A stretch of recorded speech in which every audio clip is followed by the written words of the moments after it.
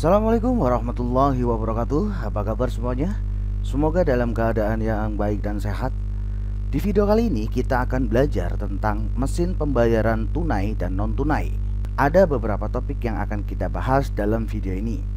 Yang pertama adalah pembayaran tunai atau non-tunai. Kemudian yang kedua tentang mesin pembayaran tunai atau non-tunai. Nah, untuk tahu lebih jelasnya lagi, simak video ini selengkapnya.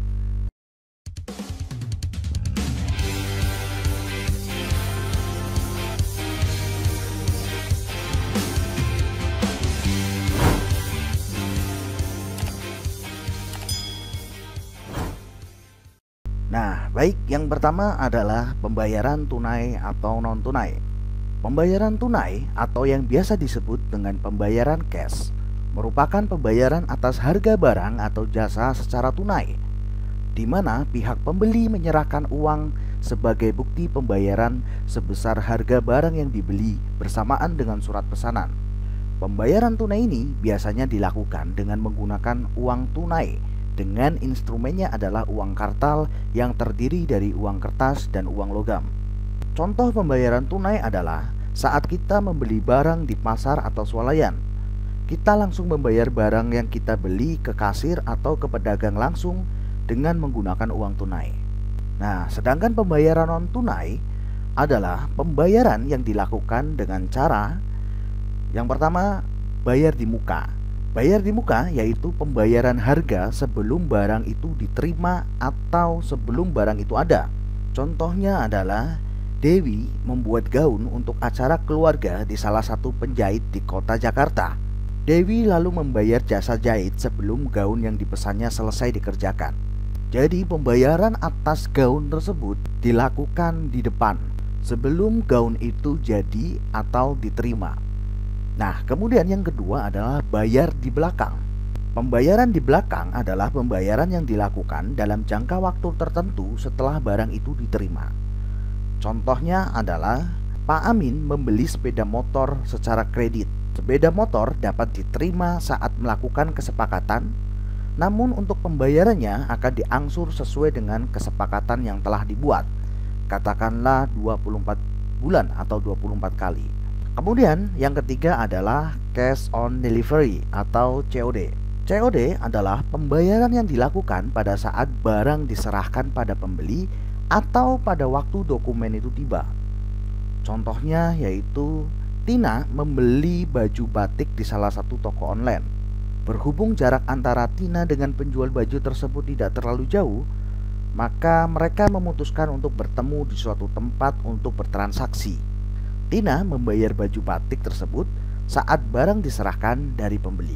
Instrumen pembayaran non-tunai dapat dibagi atas alat pembayaran non-tunai dengan media kertas seperti cek, biliet giro, wesel, dan lain sebagainya, serta alat pembayaran non-tunai dengan media kartu seperti kartu debit dan kartu kredit.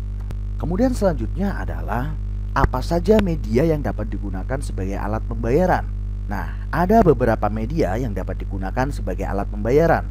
Yang pertama adalah uang kartal. Uang kartal adalah mata uang resmi yang dipergunakan sebagai alat pembayaran yang sah di suatu negara. Uang kartal dibedakan menjadi dua. Yang pertama adalah uang tunai domestik. Uang tunai domestik adalah mata uang negara tertentu yang berupa uang kertas dan logam yang diterima sebagai alat pembayaran yang sah di negara tersebut. Biasanya diterbitkan oleh bank sentral negara yang bersangkutan. Contohnya adalah Indonesia dengan mata uang rupiah yang diterbitkan oleh bank sentral yaitu Bank Indonesia. Begitu juga dengan Malaysia dengan mata uang ringgit, Thailand dengan mata uang baht, dan lain sebagainya. Kemudian yang kedua adalah uang asing. Uang asing yaitu mata uang asing yang berupa uang kertas dan logam yang diterima sebagai alat pembayaran internasional. Contohnya adalah US dollar dan pound sterling. Nah, kemudian yang kedua adalah uang giral. Uang giral adalah uang yang dikeluarkan oleh bank umum yang berbentuk surat-surat berharga. Uang giral ini bisa digunakan sewaktu-waktu sebagai alat pembayaran. Contoh dari uang giral adalah cek. Nah, cek sendiri dalam lalu lintas perdagangan dikenal beberapa jenis cek. Antara lain yang pertama adalah cek bersilang atau bergaris miring. Nah, cek bersilang atau bergaris miring adalah cek yang diberi dua garis sejajar dengan posisi miring pada sudut sebelah kirinya di bagian muka cek. Kedua garis sejajar dengan posisi miring inilah yang disebut cross. Pemberian tanda atau kode silang ini dimaksudkan untuk keamanan dari berbagai jenis kejahatan yang mungkin terjadi karena cek semacam ini tidak dapat dibayar dengan tunai. Nah, kemudian yang kedua adalah cek mundur. Cek mundur adalah suatu cek yang diterbitkan pada hari itu namun tanggalnya mundur. Misalnya, cek yang diterbitkan tanggal 15 Agustus 2021, tetapi di dalam ceknya dituliskan tanggal 6 Oktober 2021. Maksud dibuatnya cek mundur tersebut adalah untuk memperpanjang waktu beredarnya sehingga melebihi jangka waktu 70 hari. Nah, kemudian yang ketiga adalah cek kosong. Cek kosong adalah cek yang dikeluarkan oleh seseorang tetapi pada saat akan dicairkan atau diuangkan ternyata ditolak oleh bank yang bersangkutan karena dana nasabah yang bersangkutan tidak mencukupi atau kosong atau rekeningnya telah ditutup. Nah, kemudian yang terakhir adalah cek perjalanan atau traveler check. Cek perjalanan digunakan oleh orang-orang yang sedang bepergian atau melakukan perjalanan. Biasanya cek ini dibuat sebagai alat untuk mengambil uang di bank-bank tertentu. Traveler check atau cek perjalanan dikeluarkan dalam mata uang yang nilainya kuat dan stabil, seperti US dollar, pound sterling, yen, dan lain sebagainya. Nah, kemudian jenis uang giral yang kedua adalah bilet giro. Di dalam lalu lintas perdagangan, orang lebih suka menggunakan bilet giro karena ditinjau dari keamanannya lebih terjamin. Apabila bilet giro itu hilang atau dicuri oleh pihak lain, maka orang tersebut tidak dapat mencairkan atau mengambil uangnya di bank. Mengingat bilet itu hanya berfungsi untuk pemindah bukuan saja. Dan yang ketiga adalah bank draft. Bank draft atau banker draft adalah surat berharga yang berisi perintah tak bersyarat dari bank penerbit draft tersebut kepada pihak lain untuk membayar sejumlah uang kepada seseorang tertentu atau orang yang ditunjukkan pada waktu yang telah ditentukan. Bank draft ini merupakan cek, namun sumber dana pembayarannya berasal dari rekening bank penerbit, bukan dari nasabah perorangan. Nah, itulah 3 jenis uang giral.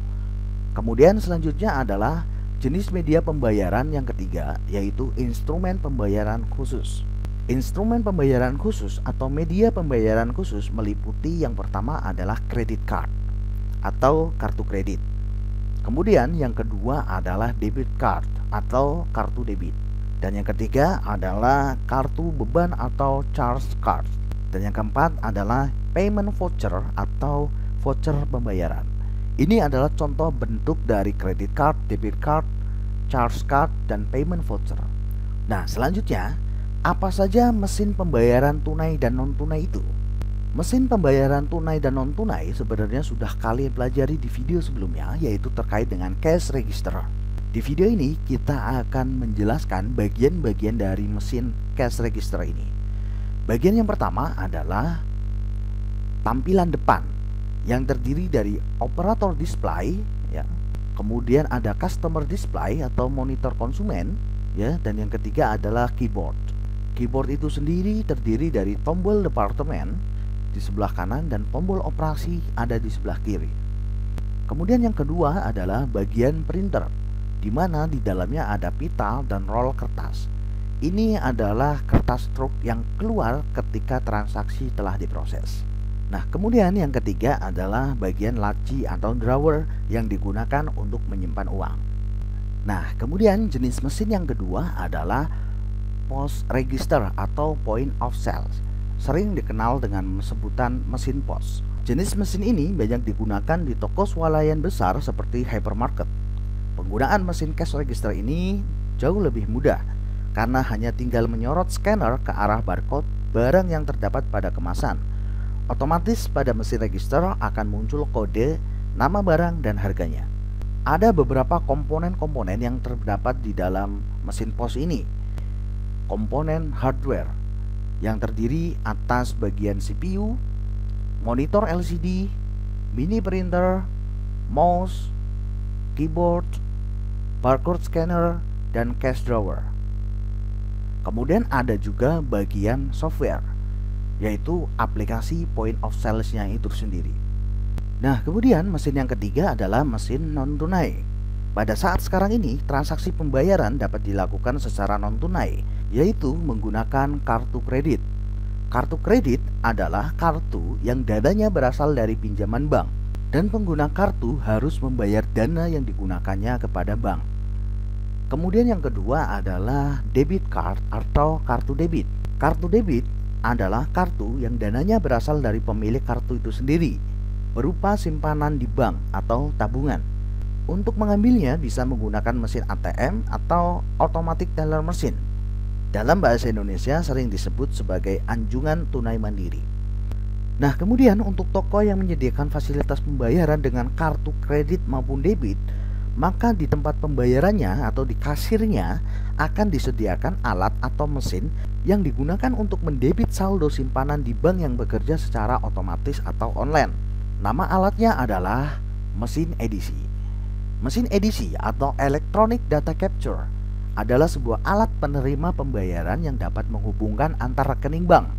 Mesin ini biasanya digunakan untuk transaksi kartu debit maupun kartu kredit dengan cara digesek atau dengan cara ditempel untuk kartu e-money. Ini adalah contoh bentuk mesin edisi. Nah, kemudian selanjutnya ada sebuah kuis. Setelah kalian memahami tentang pembayaran tunai dan non-tunai, menurut kalian, apa kelebihan melakukan pembayaran non-tunai dibandingkan dengan pembayaran tunai? Nah, tulis jawaban kalian di kolom komentar video ini. Sekian dari saya, semoga video ini bisa bermanfaat untuk kalian semua. Terima kasih. Wassalamualaikum warahmatullahi wabarakatuh.